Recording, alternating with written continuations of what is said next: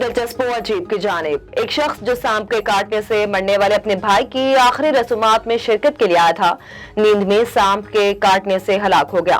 Circle officer Radha Raman Singh نے کہا کہ 22 سالہ گووند مشرا نے بدھ کو بھارت کے بھوانی پور گاؤں میں منعقد اپنے بھائی 38 سالہ اروند مشرا کی آخری رسومات میں شرکت کی تھی۔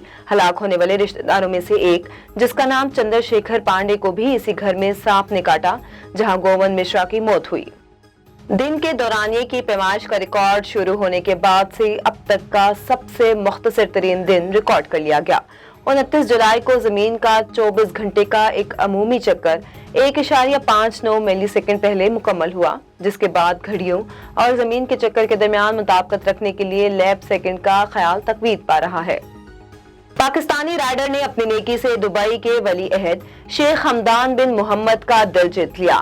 عرب میڈیا کے مطابق 27 سالہ عبدالغفور آرڈر پہنچانے جا رہے تھے کہ ان کی نظر سڑک کے درمیان گری 2 اینٹوں پر پڑی جو کہ بڑے حادثے کا سبب بن سکتی تھی۔ عبدالغفور نے اینٹوں کو سڑک سے ہٹایا اور روانہ ہو گئے۔ پاکستانی رائڈر کی ویڈیو سوشل میڈیا پر وائرل ہونے کے بعد دبئی کے ولی عہد شیخ حمدان نے عبدالغفور کو فون کیا اور ان لوگوں کو پریشانی سے بچانے کے لیے کیے گئے عمل کی تعریف کی۔